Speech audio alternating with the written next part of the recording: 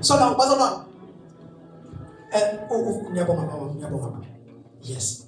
And then madoda nimele nigeza phezulu. And then njoba nimbona. Ukhona phethe isingisi manje ngivulile lana mina. Jesu. Ukhona phethe isingisi angifundele la. Njoba nimbona enyuswa uJesu. Njoba enyuswa uJesu. Kanjalo nokubuya kwakhe kuyoba njalo. Even his coming shall be so. Awufundela. Because busy singing labantu abasha khona kodwa. Bavela bathula ngempela ngamanje abantu abasha verse 11 okay uthi which also said zingelosi lezi ngathi bemile uJesu enyuswa iascension. Ascension day uJesu ebuyele ezulwini. Bamile bambuka uyakhuphuka uJesu wagibela amafu and then bambuka ekhuphuka ngefu phambi kwabo. Hayi bazalwane ukuthi spiritual physical nikona bancane uJesu akanyukanga spiritual kodwa uJesu wanyuka physical ebona ngobukhwela abantu bekwazi ukumthinta bekwazi ukumphatha wanyuka phambi kwabo bembukile. Sichazile ilokhunja into ye-rapture last week ukuthi uma ngabe udispute into yokuthi abantu bayakwazi ukuhlwithwa nomuntu uyakwazi ukuhamba and then physical and then ehambe mhlawumbe ezulwini and then sachaza salanda Moses and then in fact silande Enoch ohamba noNkulunkulu until he was no more salanda Elijah owagibela inqola yomlilo and then wakhuphuka phambi kaElisha embukile wabuya waye ekhaya ezulwini. Sabona futhi elahla even nengubo nejazi lakhe lehla okusho ukuthi lo muntu wakhuphuka literally not spiritual. This is not a vision. Ingelosi masibabona ke bemile sabajoyina bangabona ukuthi ingelosi nazo sezibi kunye nabo njengoba bemile because amehlo abo ajonge kuJesu onyuswayo ukuthi yini lesibonayo namhlanje. Hallelujah. So ingelosi sithi ke bona yi man of Galilee and then sishilo awubakithi kupepisa phela nike ifoni yakhe bo phela amafoni ethu awabo lapho and then now uthi sishilo on Wednesday uthi uJesu wazalelwa kuphi bazalwane eBethlehem and then eBethlehem Judea and then it was esebenzela kubazalwane no iNazareth idolobha lelo laseBethlehem wasebenzela kuphi eGalile iministry yakhe la isebenze khona iseGalile njengoba uzwa nala kuthiwa yi man of Galilee because ilapho uJesu besebenzela khona more and then isasho futhi ukuthi amadoda awu 11 ayilandela uJesu aphume kuphi eGalilee bese kuba hey one ephuma kuphi eScariot from lapho uChibe uJesu aphuma kuyona okuJudas bani yazi ukuthi lo Iscariot uyitshela ukuthi sibongo phela wena asho cabanga ngalendlela yethu namhlanje njengoba nguthulani ngoba basuka isibongo no bengasebenza indaba eyibongo back then. That's why if uworried kakhulu ngesibongo usele emuva wena la eBhabhelini awuzi indaba eyibongo nikona bazalwane ungakhathazeki ukuthi ayi mina kahle kahle ngisaqinga isibongo sami uzosicinga uzubuza wone ucinga isibongo thola ukuthi ubani ka amen nikona bazalwane njengoba makhalwane and then also Johnny kama igama semphelele uma ngabe kwenzeke isibongo kwangacaca lalela igama lakho linjani liphelele igama lakho. Hallelujah. Because masifika ezulwini bazana akuzokushiya ukuthi Thulani Masuku wara kuyobizwa igama lakho. Amen. Yeah, igama elibalulekile phela uSathane uyathanda ukukapitalize abamhlongo kulezi zinto ezingathi shu and then bese senza kube izona esinaka kakhulu ukudlula izinto ezibalulekileyo. Ingakho into yesibongo uma usuthi uyayilandela ufuna ulandela isibongo and then isona phela sibese sifuna imikhuba kodwa igama lifuna imikhuba. Bangizwile abantu abadala nikhona mawulandela isibongo siyabonga mangabe isibongo sakho and then wasithola And ngoba bawulandela isibongo ngathola ukuthi kwanami lento ukuthi umasuku. No nami lento ukuthi masuku I said this mawujalandela kahle. Wathola ukuthi umkhulu umkhulu wami tothi kahle uzalwa lesibongo sakamasuku wasithola sakhabonina. Nikhona masana. So manje uma ngabe ngizogijima ngigijimisa ngesibongo ngikuzogcina ngifika thini kahle phela nina nisiwo masuku. And then kwamele ukuze ngiyongena ke kwahlophe kahle ngaba kwahlophe. And then kodwa umkhulu wakho wakhuliswa unina ngesibongo sakonina. So nakwamele isibongo sakho kahle uyongena kwahlophe. Kwamele uyongena kwahlophe. Kwamele ungene ngakuthi nokuthi iqalileka inkinga. Ibongo zinambazalone zinenkinga. So njengoba makelwane yekela ukuyihlupha ngeyibongo. Uyanazi usigama lakho. Ileyo nto abazobiza ngayo ezulwini. Hallelujah bazalwane. So ngenza lana obe stakile impela mistakiswa ukuthi indaba yesibongo sami ayicacile kahle. Ayistakiswanga yilonto. Hallelujah bazalwane. Indaba ukuthi ngithi ngihlangana ubona la idrabini uhlala nabahamba abaprofeta njalo la. Yabo uthi kahle into zakho njengoba zimile kanjena kahle kumele ngabe imbuzi kanjani ngoba isibongo sakho leso sisebenzisayo sakho ukubonina. So manje kwamele uhambe uyolungisa isibongo sakho ara wonke lo mdandi lowo siyadura isibongo. Njengoba makelwane focus kule nto yegama. And then isibongo asinankinga. And then ngomasuku kodwa into ebalekile yini igama lakho. Ngifika njalo bona uJudas Iscariot. And then no Iscariot akusisi isibongo sakhe, but the Iscariot it's a certain tribe. And then encinyana esigodini saseJudea. Mabonga balakosi. And then befuna ukusho ukuthi umuntu ophethe uJesu akaphetheyanga ilaba outside of his tribe. Why betray umuntu wetribe yakhe? Now uthi ke lana men of Galilee, why stand ye gazing up into heaven? This same Jesus. No more I'm talking about it. This same Jesus. Because ibalekile loo nto ukuthi lo Jesu obuyayo akusiyo omunye. The same Jesus which taken up from you into heaven. Okay, put us in the direction shall so come in like manner. In like manner. The same way physically enyuka uzophinde buye futhi njalo bazalwane physical. So ungezwa ukuthi usehlane bese ugijimia lapho because akahambanga ngaleyo ndlela. Mambusi akahambanga ngaleyo ndlela. And then ungezwa makuthiwa no uJesu okay. Kodwa ke ungezwa yonke le eshiwoyo izwi liphelele lithi the same manner uJesu akhuphuka ngayo is the same manner uJesu ayobuya ngayo. Amen. See, kama lezi ukuba study indaba elokhunja. Kunesiphithi nyalo esikhona. Mhlawumbe phansi phansi lapho. Hallelujah. And then bathatheni bantwana laba bangala nibahlalisa osasespending space. And then ukuze ngabe nesiphithi kakhulu ngala ngcono masingaphi isiphithi. So now bazalwane bami ngifuna ukusho lento ukuthi iBhayibheli alisifihleli ukubuya kaJesu. Because ukubuya kaJesu kuyocaca ukuthi pha akuyuba yinto ebizarre noma yinto ekumele siyifunisise ukuthi ngasisebuya ngempela noma kabuyanga na. Mhla ebuya siyokwazi ubuyile. Because in the same manner akhuphuka ngayo bambona kwangaba nama-doubts okuhamba kwakhe kanjalo nokubuya kwakhe akuba nama-doubts ukuthi uJesu ubuyile. Amen. Hallelujah.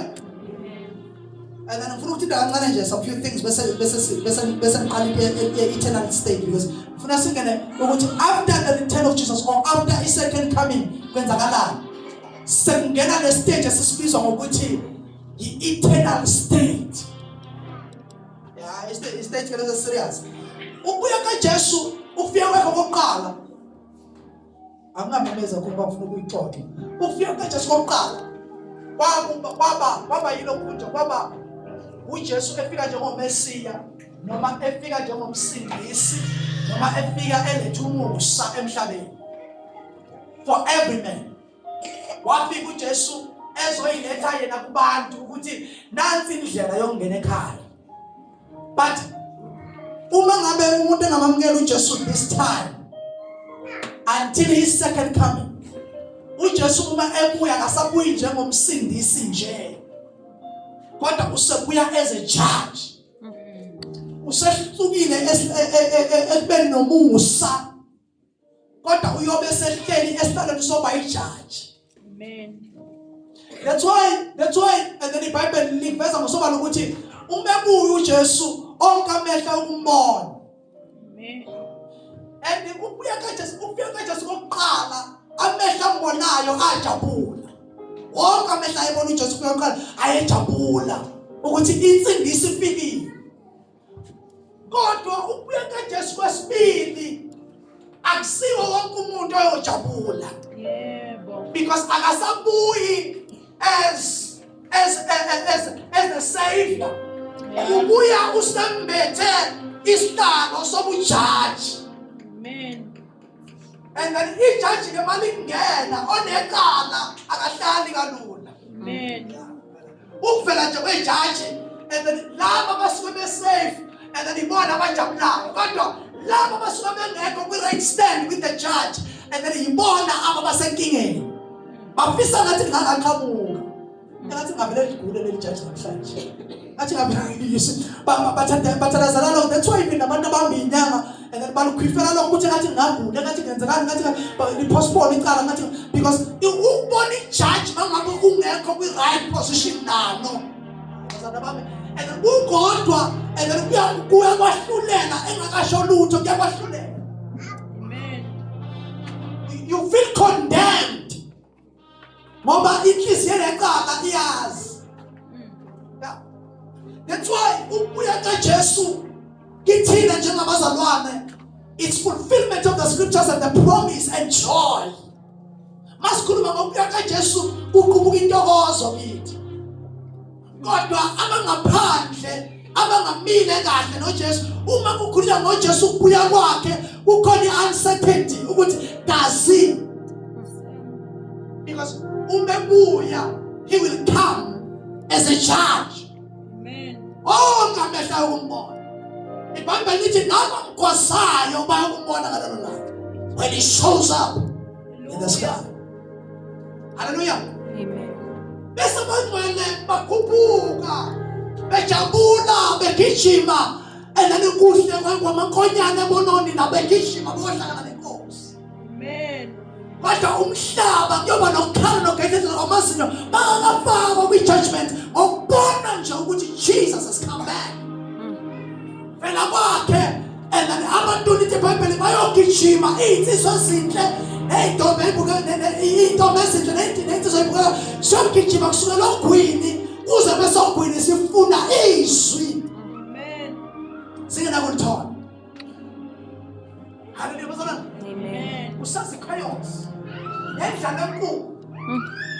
Hungry to hear what we are saying today. Hallelujah bazalwane.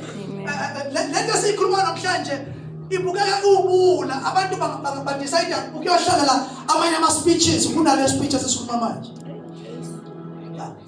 Kodwa mhlali buyini bolethu abantu bayofisa ngathi bangeza lapha afika amasuku emini eshumayelane. Bazalwane bami, because uzwa lezi ndaba, it will be the only thing abantu they desire to hear. Amen. Speeches kapresident singasho lutho ngalo. Nayo uyobefuna izwi. Uba ngabe yobe engamile kahle. Sazi ukuphalaphala nje. Yazumi kahle. Baba uJesu. So now bazalwane bami. So ukuya kwenkosi noma isecond coming kaJesu, he's coming as a judge. And then God will restore. Mayisabuyile uJesu uNkulunkulu uyobesabuyisela umhlaba to the original state. Noah mhlaba kaGenesis chapter 1. Uyobe subuyiselwa to the state side. Kulo mhlaba kaExodus chapter 1, kaGenesis chapter 1 sawukhumbula ukuthi kwakungenakufa, kwakunganandlala. And then kahle even nebhubesi lalidlala nengane encane. Nikhona. Amen. So, and then there was no harm. There was no sickness. And then usho njalo to Isaac. So, and then in that time, that will be the restoration of the former state. Yomhlaba, original sense. And then also, also heaven and earth will merge as one. Hallelujah. Singing our eternal state. It's after, this is after the second coming and after the final judgment. And then now, don't be saying umhlaba. Lo osewenziwa wamusha. Nezulu eselenziwe lalisha.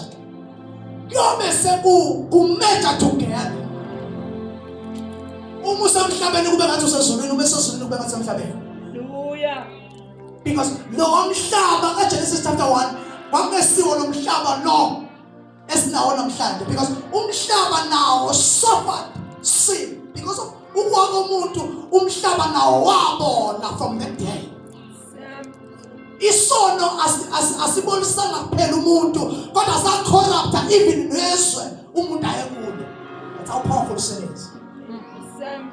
So now uJesu befika akazele nje ukuzophilisa noma ukuzosilisa abantu kuphela, kodwa ukubuya kwakhe uyophilisa even nehlabathi. Hallelujah. In nature, that's why in Romans ati Paul, even the nature is groaning for the restoration and the manifestation of the sons of God. In nature now is groaning, is looking for redemption, restoration. Because we nature has which is asking and because umuntu wanikezwa amandla phezu komhlaba. Yonke into ebamba umuntu, umhlaba nawo uyasafara. Amen. Okay, can you show it? Let me show you. Izulu sithi. Izulu impela sithi. And then uma kulwa inkunzi embili notshani bese njani? Limani. Yalimala. So now kanjalo ke uma ngabe umuntu ngenkathi umuntu ehlulwa isono, umhlaba noma wona wawungaphatheki kuloko, kodwa mangabe umuntu ehlulwa isono bese yithini, umhlaba wasafara. Amen. Now waba corrupt. Sikhatheka last week indaba yesono ukuthi isono changes impilo kangakanani, and isono changes ifuture yomuntu kangakanani. Amen. Because see, last corner ngenxa yesono. Yeah. Kunjenje emhlabeni ngenxa yesono kwakukuhle emhlabeni. Yeah. Abafundayo baveza ukuthi umhlaba kahle kahle igolide njengoba lahambe siliye ngaphansi lahleli ngaphezulu. Njengoba namhlanje sokola kangaka ukuthola igolide. All the precious stones ayehleli ngaphezulu. Nikhona basalona bami. Kodwa ngenxa yokuwa komuntu, and then now umhlaba waba corrupted. Imvelo yaba corrupted. Amen. So now let's continue. The righteous will live with him in this new heaven and new earth. After judgment, or after second coming and after final judgment, now uNkulunkulu uyohlala kanye nabantu. Hallelujah. Amen. And then in Bible in verse 14, he will be our God. Yes, he is our God even now, but that time, and then he will be dwelling with us. Jesus. He will be staying with us. Hallelujah. And then verse Bible, there will be no more death. There will be no more evil.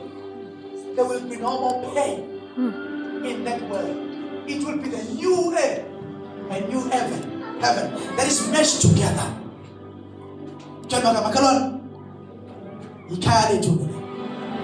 Hallelujah. Beshamela abantu ababethi akusini khaya mina.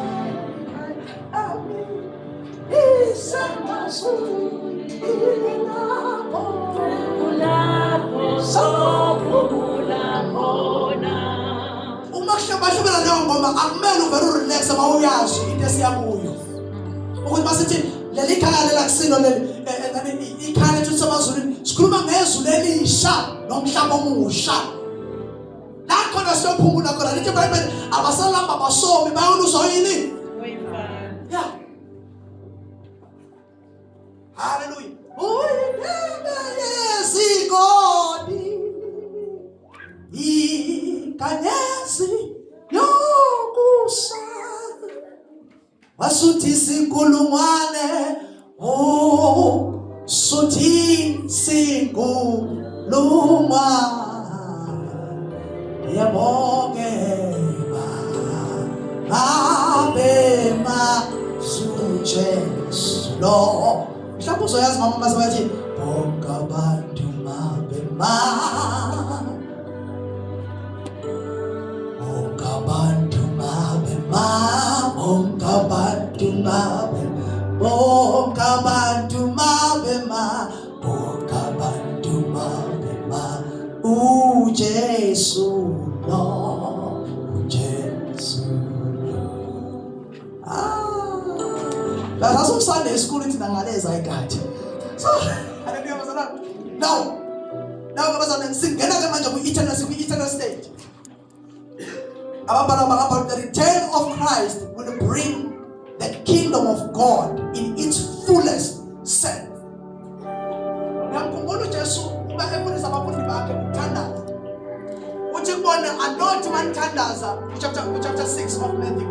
Uthi anointi manithandaza ithi baba wethu osezulwini mangcwelisa igama lakho umbuso wakho mwenza njani awufike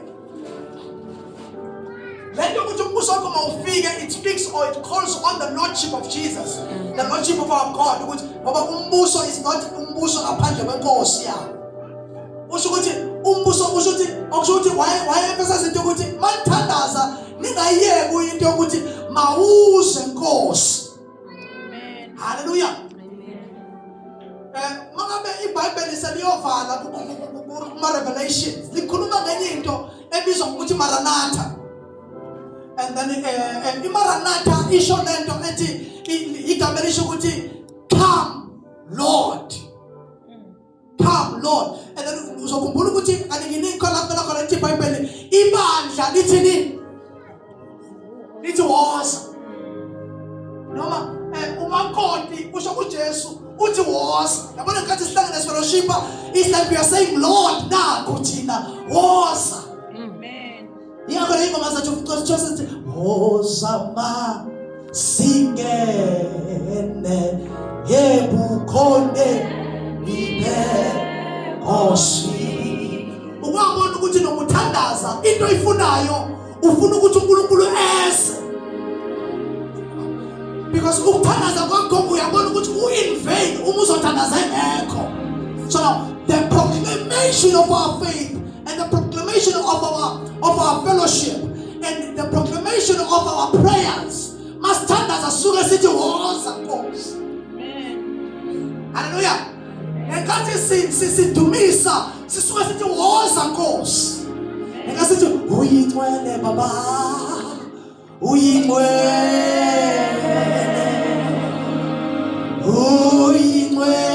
baba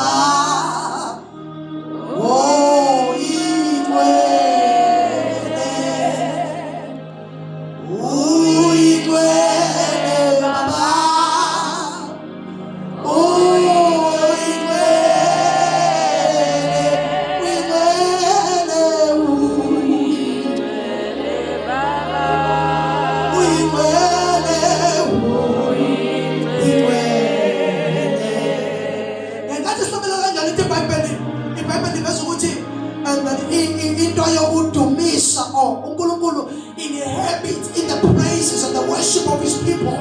Engathi sidumisa uyehla. Kodwa usuke ngehli in the physical state of the second coming. Usuke ehla with his spirit. because usuke responda kwicall yebandla malidumisa lisuke lithi woza. Hallelujah. Amen. Lisuke malidumisa ibandla lithandaza noma lifellowship lisuke futhi lenza lento liproclaim lento ukuthi vuleka masango ezulu. Hallelujah bazalwane. Kahle kahle yingakho masikhonza sinayo into yokuthi amasango ezulu avulekile phakathi, because it's a proclamation and a declaration. The Lord open up your gates. Nanti bandla lapho. Magama kelwana. Serious ngale nto yokukhonza. Serious ngale nto. Yeah. Ukhonza kwethu ukubona nje sihlangana nje already ukhonza siyishoyo singasho lutho. Singasho ukuhlangana nakwethu. It's a proclamation before the Lord was a force. Amen. Hallelujah. And then now, ukubuya kaJesu ke uyobe sekugcwalisa the fullness of the kingdom of God, immaterializer, ruler, full on earth and in heaven. Hallelujah. But leyo nto yenzeka sekuhlukanisiwe phela bazalwane, and then izimvu nempisi. Kanti usazofika bazalwane, kuyahluma izimvu nempisi, and then siyahluma okusho ukuthi impisi ziye endaweni yazo, eternal death. Khona lento esiyibiza nge-eternal death, kube nalento esiyibiza nge-eternal life, forever. And then iBhayibheli alishy away from these reasons, because kunalento ebizwa ngokuthi igeheni, isihogo, Hades. Chema babakhulane. Akasikhulume ngaso isihogo kanjani? Sisabi ukuthi sikutshela. Hallelujah. Khona umunye lawo besikhona. Uthi mayikhuluma besikhala wethu izolo siyoministra khona. Uthi mayikhuluma uthi nani? Uthi le nkulumo engishoyo kahle kahle yakhokhela la ngihamba khona. Kodwa mina nginika nje mahala. Bazalwane, nami lenkulumo engishoyo bazalwane yakhokhela kahle kahle la ngihamba khona. Awubona nje memeza Samuel yakhokhela lento la ngihamba khona. Kodwa mina nginika mahala. Malibonga malenkosi. So now iBhayibheli ke la inika into yokhokhela bayo. iBhayibheli liveza mhlawumbe masala kuThessalonians. Let's put him again, because ufuna sikhulume siveze into yesihogo ngendlela engakhona, nento yezulu ngendlela engakhona, because ngiyabuka nje indlela esenikhonza ngayo wena uSihle nikhohliwe. Yazi nina nanikhonza kamnandi kanjani, amehlo ene samjongile yena Jabu Mahlanga. Ngiyabuka nje ngithi mina sabakhohliwe. Malibonga malenkosi. Ningayikhohlwa lezi zinto, and then kuyizona zisekelo niqala izinto zevangeli. And then 2 Thessalonians chapter 1 verse number 8. 2 Thessalonians chapter 1 verse number 8. In flaming fire taking vengeance of them that know not God. Yayibona-ke akwena-ke lo ilaba bangamazi uNkulunkulu la.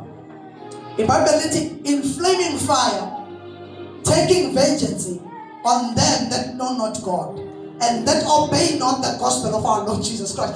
Abazalwane bami, okusho ukuthi kukhona abantu noma bemazi uNkulunkulu kodwa bangalihloniphi igama likaJesu Kristu. Amen. Ngicela umfundele mama ngesizulu before usufikile. Elangabini lomlilo Cimini lomlilo ephindisela kwabangamazi uNkulunkulu nakwabangalaleli ivangeli lenkosi yethu uJesu. Nakwabangalaleli ivangeli lenkosi yethu uJesu. Because kuyenzeka umazi uNkulunkulu kodwa ungafuni ukulalela. Ingakho iBhayibheli ethi sesingelingelanga uma nililalela nokulilalela wayikhuluma nabazalwane. Nikhona ngomali uma nililalela nokulilalela kusho ukuthi kwamele ulilalele ulalelisise ivangeli. And then lento kulilalela nokulilalela it's ukuthi sekuqeda ukuzwa bese ngiyolenza. Now lithi iBhayibheli kunabantu abayicimini nomlilo simply because and then abalalelanga nokulilalela. Abahloniphanga ivangeli likaKristu. abanye bayongena simply because abamazanga uNkulunkulu. And then uhlobo olubili lo and then okukhulunywa ngayo abantu esinabo ecaweni abamaziyo uNkulunkulu kodwa abangalaleli ivangeli. Amen. And then this is a painful part, was about. Ilan khona ethu just ilanga ethi and then abanye bayoma bengqongqoza bethi sivulele ebuza ukuthi ningobani ethi bethi bona njani yithi laba esenze lokho emhlabeni sashumayela savusa ishosha senza lokhu nalokhu ngegama lakho okusho ukuthi ayimambane ebezimazi kodwa singalalelanga nokulalela. Hey, kusema. And then akusibo abantu akusibo abantu laba bangamazi uNkulunkulu abamaziyo baze basebenza umsebenzi yamandla akhe. Kodwa lithi iBhayibheli mhlabe maphambi kwesitaba mhlabe fika benoka uyothi hambani benzi bokubi anginazi. Hey. Awu mani lalela nokulalela izwi levangeli. Yalalelwa mawuqeda ukulalela phinda ulalele ngezenzo. It must resonate with your spirit, resonate with your life, and change your character and change your ways. Ivangeli libeyond ukuhlangana kwethu njengabantu wena sithi wosa baba wethu. Amen. It's beyond that. And then understand uthi who shall be punished?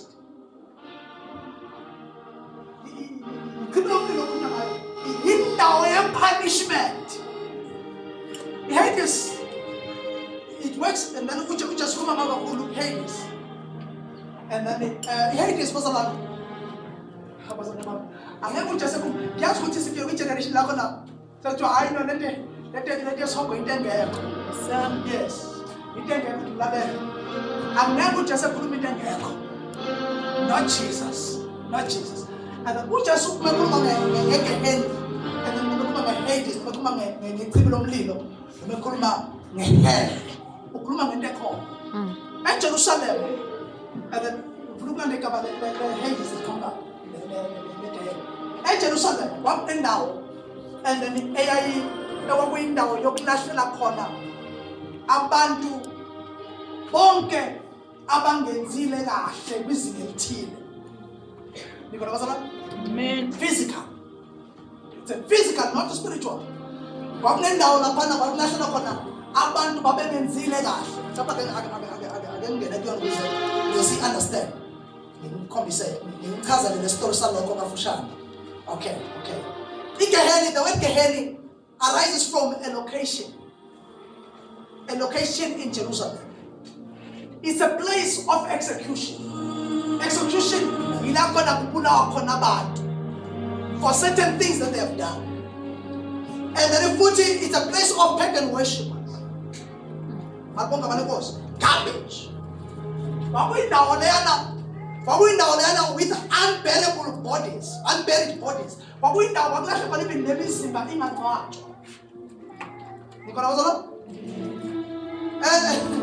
And putting unclean people.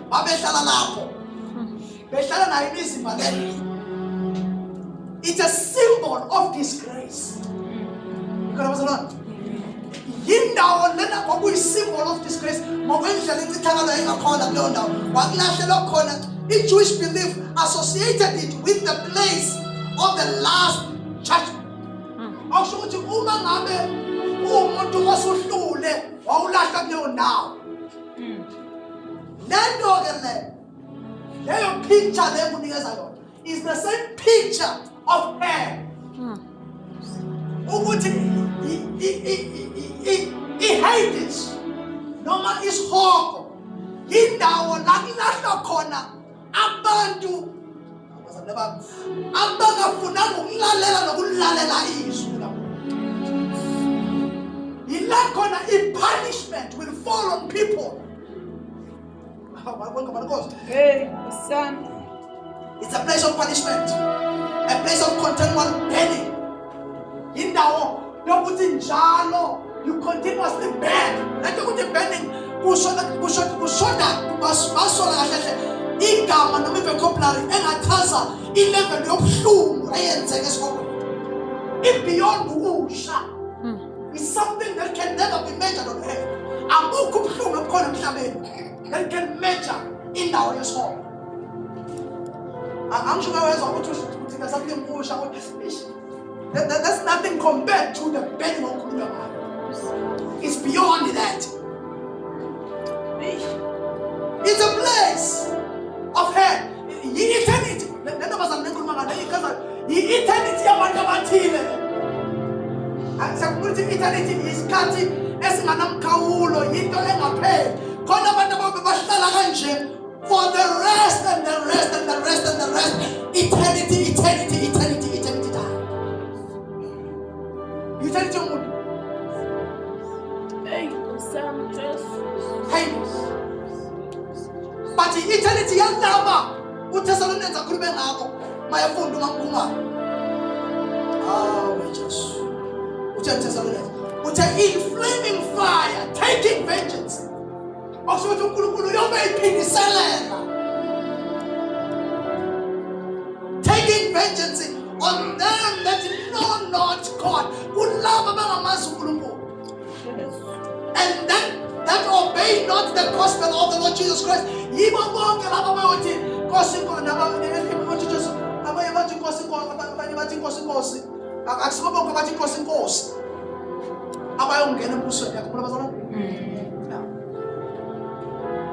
Phela sazoba surprise masifika ngale bamsika kazi. Awu Nkosi sisize. Singasebenza kangaka bese silahla. Kusaba abantu abanenza abantu. Sam. Malunga kaNkosi. Yiyo le ndawo le of punishment, eternal burning, continuously and perpetually. Ungafi is hopeless. Who shall be punished with everlasting destruction? Verse 8, verse 9. Who shall be punished with everlasting destruction from the presence of the Lord and from the glory of His power? We eternity state, Uma ungekho in the presence of God, you are in Hades. And then, Uma in the presence of God, ulakho la city, it's heaven and the new earth. Not just heaven, the new heaven and the new earth. Usukulapho kuleyo ndawo leyo. Kodwa uma ungekho lapho, there is no in between. Lo muntu uyobe esegehena, uyobe eseHades. Lo muntu uyobe esendaweni ye-punishment, ye-final judgment, ye-punishment forever and forever, and there is no return. Yikho bana Jesu. Khoma makhala umtshela makhalwane. Mali kuyini ibolethu? Yokulungela na.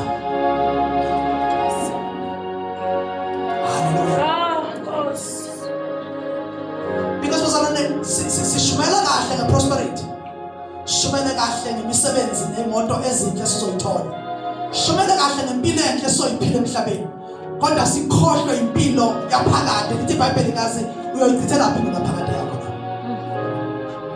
Where will you spend your eternal life? Abantu abaningi, they spend time building impilo yesikhathi esifushane la emhlabeni and never invest to the eternity life. Umzekelo istebi neselelesi. Iselelesi istebi, I mean, uLazarus nestebi. Isama scriptures. uLazarus nestebi. uLazarus nakuba izinto zingamhlanganelanga emhlabeni. God uLazarus wabona ukuthi akuhlanganele ngakho, wase prepare impilo yakhe yangale ukuthi angikwazi ukuhlupheka kahle. Istebi sa enjoy impilo yanganeno, kanti impilo yesikhathi esifushane. Sithe sasitamasile sanethezeka. iBhayibheli liveza ukuthi kunzima ukungena komuntu oncebile ezulwini, kuyafana nokungena kwenkamela kwintambo noma kumnyango kwibhotshana yenaliti. bami niyayazi ikamera masazana niyayazi ikamera Amen. camera and then yayibona ikamera ifike ibona lesikhumbulo ithi inkulu bese banaleka lephatha amanzi nophatha leyo amanzi yes ibe nalonto la bese-ke ujesu lo because amfuna ucabanga ukuthi ujesu lokhuluma ngalo mzekelo uthi ukungena kwesitebi kunzima ukungena kwakhe ezulwini ngoba kuyafana nokungena indawo yayibona inalithi mawufaka inalithi lokhunja kwimpahla iphumela ngalo bese uzwa expect ukuthi kuzongena ilokhunja lapho ikamela kuleyo mbobonelo. That's how Jesus is trying to make it hard for umuntu oyisitebi ofocus kakhulu kwingcebo yakhe more than ifocus kaNkulunkulu. Akasho ukuthi kurong ukuba nemali, kurong ukucela. Kodwa uveza i-character ukuthi i-character uNtotsobila isikhathi esiningi iyava ukubanjwa ingcebo. Because lana ngoku after ngathi khipha lo mzekelo uqeda khuluma nalesitebi esithi sona mina ngabe labampofu mina Jesu. Ngenza ukuthi nokuthi yini nje shoda manje. And the problem yena ngisho yini shoda. And uJesu usathi akathathi imali yakhe nje 1 no 2 no 3 akathathi into and the right baba uthi uJesu usethe lento ukuthi kunzima. Basale bami akanitshela. Nokuyisho kodwa ngiyakubona ukuthi ngathi akaka emphasize kahle.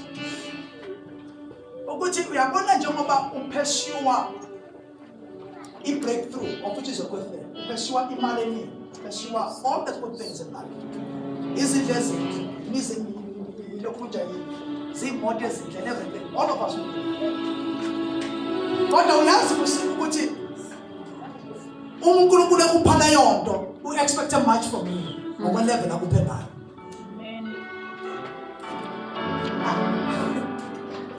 Wena akusa expected uNkulunkulu ekunikeze imillion. Awusekho kwiligi yethu when it comes to expectations.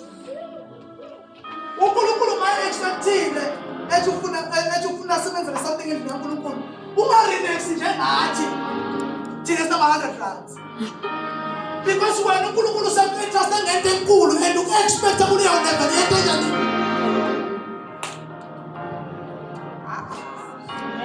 Yingakho uJesu ethi kunzima ukungena.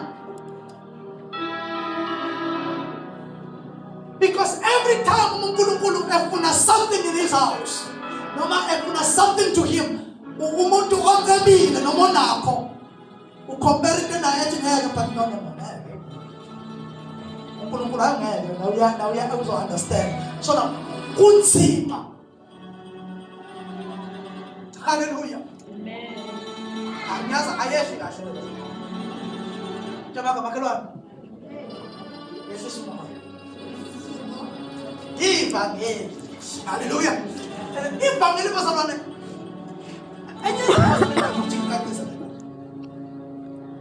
We are equal when it comes to giving salvation to all men. We are accepted to God, equal to God. God, when it comes to expectations, we are not equal. uNkulunkulu aka-expect into efanayo kithina sonke. Because we are zamandla siphe wona wafana walekana. So we are not equal. When it comes to receiving salvation, when it comes to God looking into us as we receive salvation, all of us we are equal. Noma kuthiwa usuka kwandlwana, noma kuthiwa usuka emsinomkhulu, usuka kwabancabile, kwabantu sonke si-equal, we are accepted equal. But when it comes to expectation, when God is expecting how we serve, how we serve, it's not going to be equal. That's why umuntu ophiwe voice yokucula akekho equal kwi-expectation kuNkulunkulu nomuntu ongaphiwe voice yokucula kahle. Because uNkulunkulu ngeke expect ukuthi ngicule kahle ekubela ngangiphaka ivoice yokucula kamnandi. Kodwa wena ophiwe voice yokucula kahle and then ususa inkingeni, already judgment is at the door. Because how you produce and give back what God gave you, you are measured by that. Amen. Hallelujah. Ivangeli bazana lime kanjani? So. Besakwenza into again, okay? Again. It is a picture. Now, land out of the Messiah Jerusalem. A picture. Your head.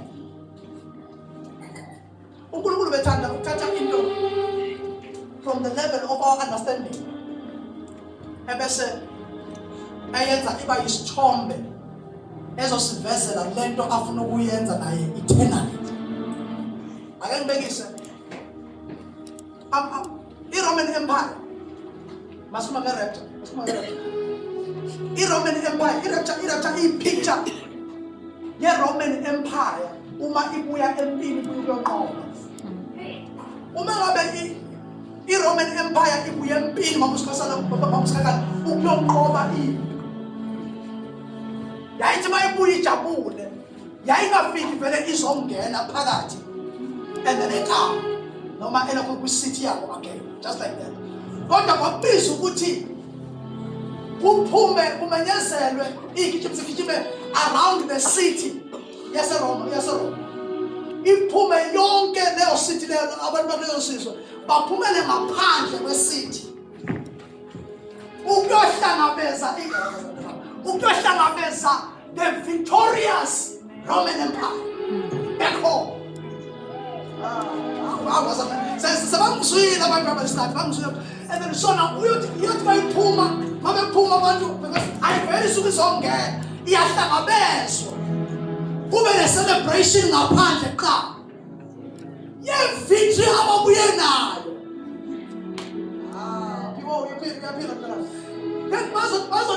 Bazothi bangabe sebebuya sebezongena back to their city. Bangena sebehamba nayo i-Roman Empire celebrated together bangena. I-rapture is the picture of the rapture. I-rapture ngebazane bami uJesu uma ubuya victorious, not just as humble.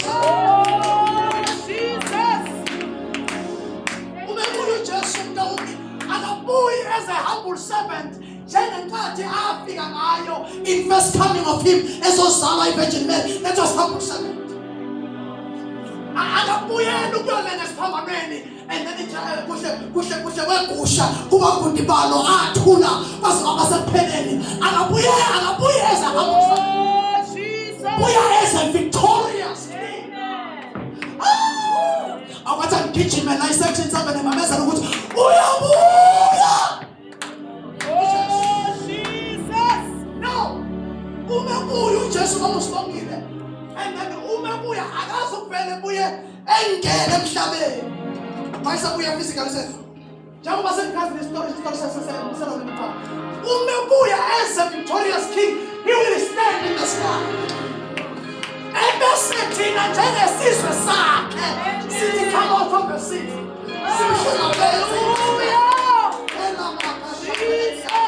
And then the message so celebrate naye in the sky.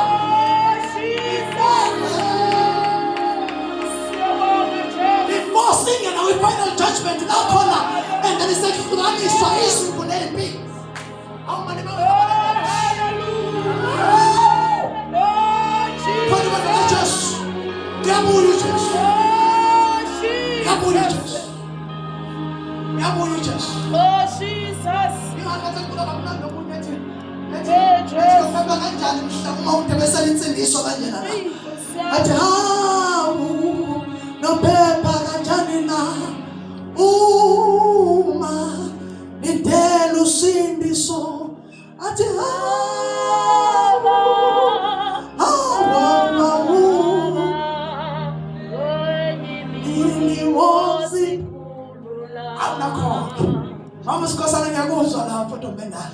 And then many was the cool.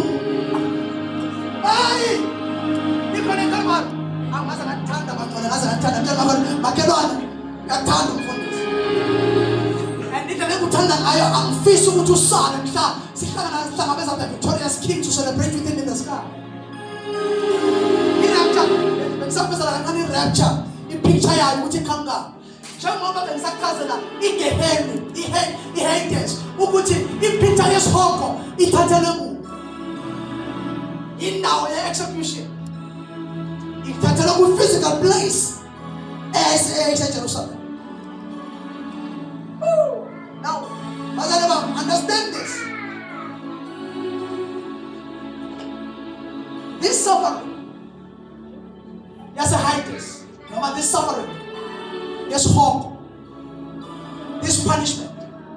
Abanye bayazama to reduce it. You cannot reduce what God has set a standard on it. No more you can never reduce this goes on. But no, it's going to be temporal. The punishment is hope. You are temporal. You are one of them as a chair. Okuthi mhlawumbe umuntu uyangena ethole lezo leyo minyaka isikhathi isikolo sakhe seminyaka ethile then mayiqeda leyo minyaka ethile ubuyele be-free. Lana asikhulumi ngalokho. This is an eternal state. Ikhuluma Jesu akusiyo into e-casual nento ye-short time, but this is a continuous and forever thing. Yingakho iBhayibheli lithi masungale kwethuna akusekho kuphenduka ngale kwethuna. Ngale kwethuna sudla iy'thelo so yonke umsebenzi oyenza usasemhlabeni.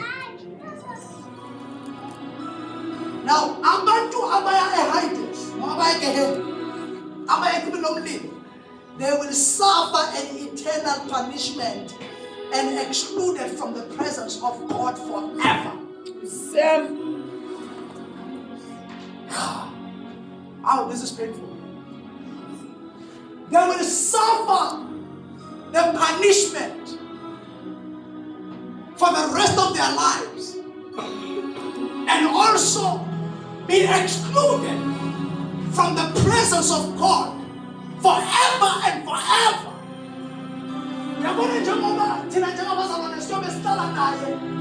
Forever and forever. There is no going back. It will be forever and perpetual. Kanjalo namabi punishment. It will be a forever thing.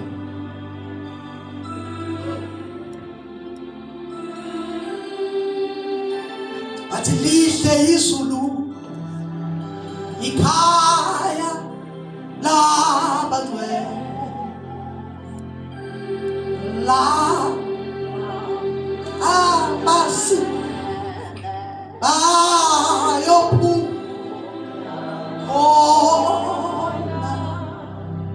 kodwa ke manje ake sisondele la kafushane bese ngiyavala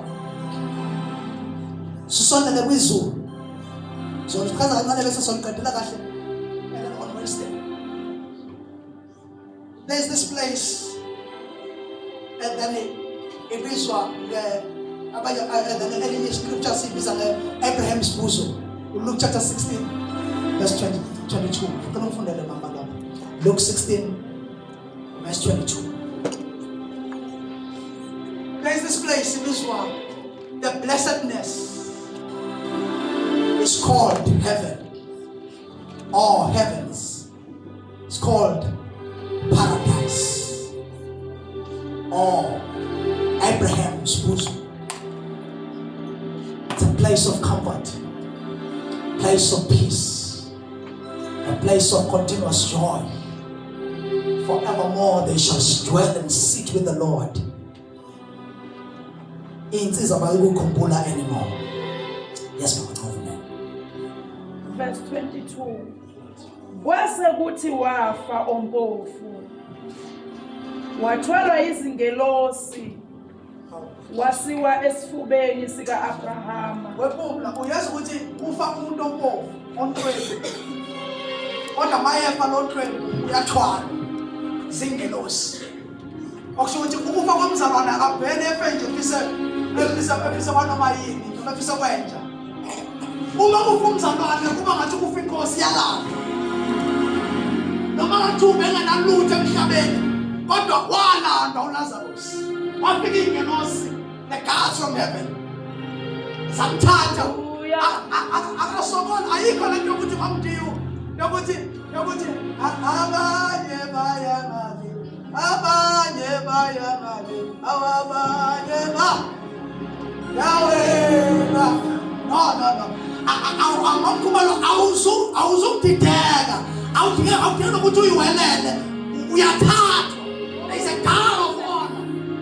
There's a protocol efikayo especially for you. Ingakuthula komzalwane isikhathi esiningi kuthiwa banokuthula besimile. Usobakho bafika kumamateksi. Why? Because i-God of honor esenziwe lobona babelandwa. Jesus. Iyalama zelela.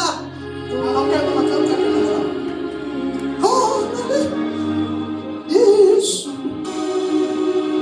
hikaya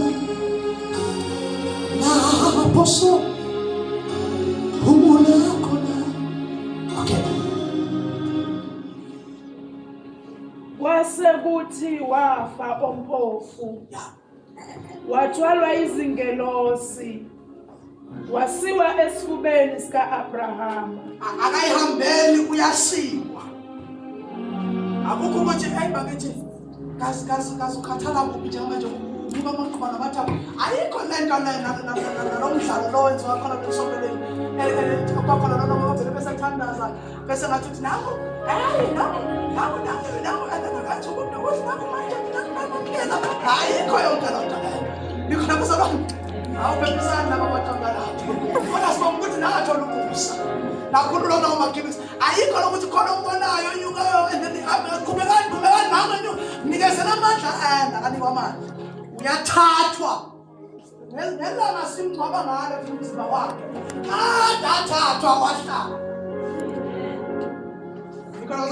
Ngelanga afa ngalo umuntu engathi uphuma umoya wakhe ongcwele kaJehova, iy'ngelosi zidideke siyamthatha somhlalisa. Ayikho into yokuthi mhlase siyomngcwaba umzimba wakhe seyimama nje sobona ukungena edatalaza, sobona ukungena akadadalazi.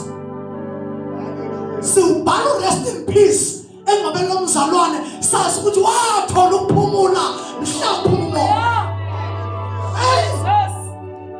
Okay, kadela mo. Nesicebi safa sambelwa. Babuskosami uyahleka isicelo eyibuhlungu yakho. Nesicelo naso safa. Okusho sicela bazakwazi ukuthi wafa uLazarus.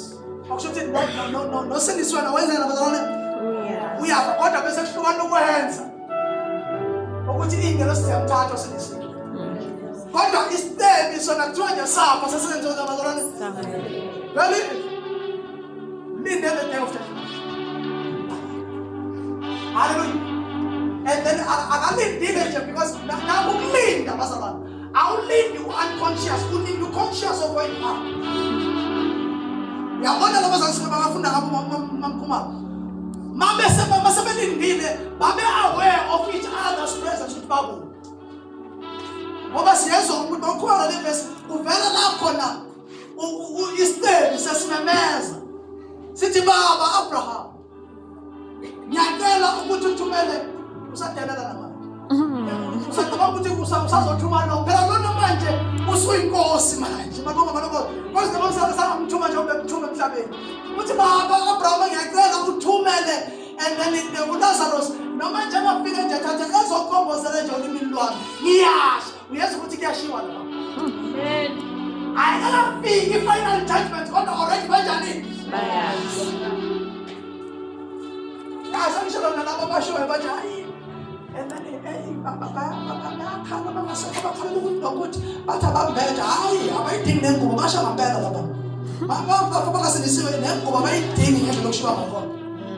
Bafisa even not told uyabona ikonzi lesikhomo sesiningi futhi lamanzi abaninga la akhala lokho. Wayikhala nje ikonzi ukuthi at least nje lingawenza mhlawumbe umehluko ethi ikonzi phezulu lwami ngiyashala mkhona. And then uLazarus lapho usephumule. Badlala kamnandi manje. Yebo bakithi. Somo. Asifike inyawo zami esambeni. soqhubeka soqhubeka Wednesday uphuma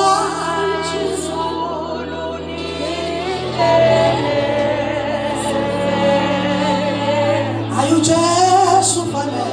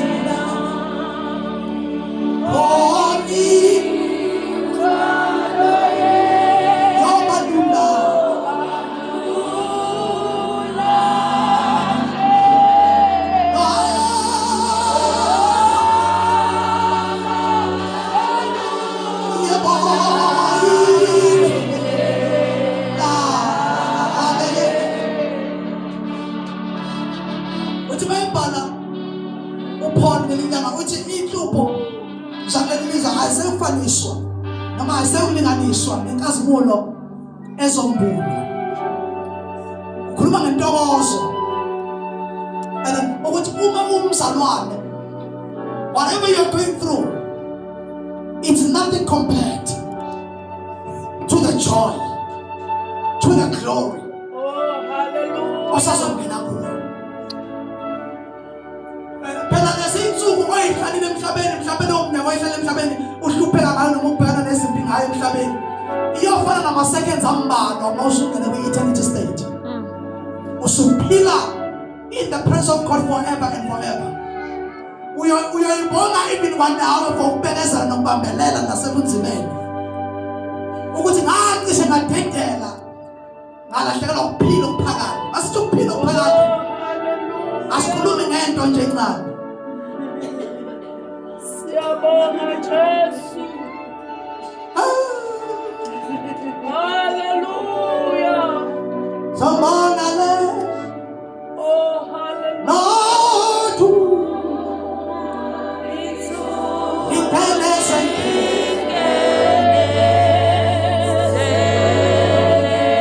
ayu Jesu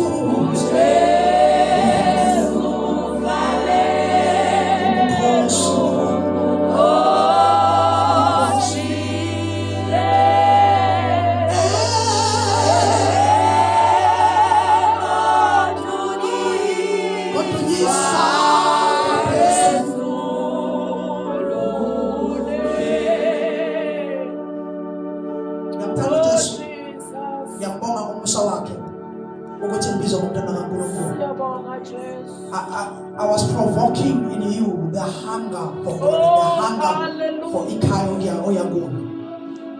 Nokubona ukuthi ukubekezela kwakho nokunyamezela kwakho will never be taken for granted when you should be praised. Fuka bantwana basekhaya asilalele inkosi yomusa. Fukani matabasha. Papa mani bazalwane bami fukani mthongweni. Usathana wenza ngamabomo ukuthi kube ngathi siyalala uyasiphuthekisa ingqondo kube ngathi impela impilo yethu iyaphelela la ngoba uyazi ukuthi uyothi uphaphame kwenye indawo phaphame kufena umuntu phakathi emesanandele emuva ungavumi uphuthekisa ingqondo ngezinto ey'ncane khona mhlawumbe phaphamani bazalwane Barakah Yesu Vugani Sebusi Leba Papa Manige Papa Manige Basana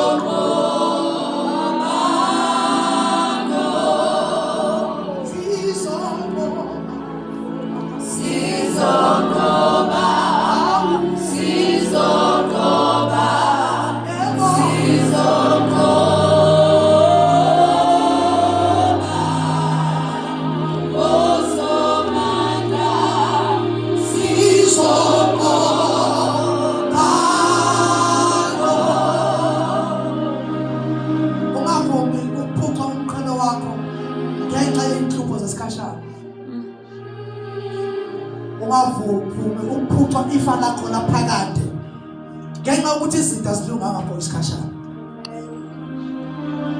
Konke lokho kukhona namhlanje kuyoba yize neze. Mhla amehlo akho evulekela eparadise elikunaphakade. So ishaya siyingcoma kunembeza ngoKristu. Ngalelo langa sijabule. Ukuthi sacishe sayekela ngenxa yokushisa kwendlela.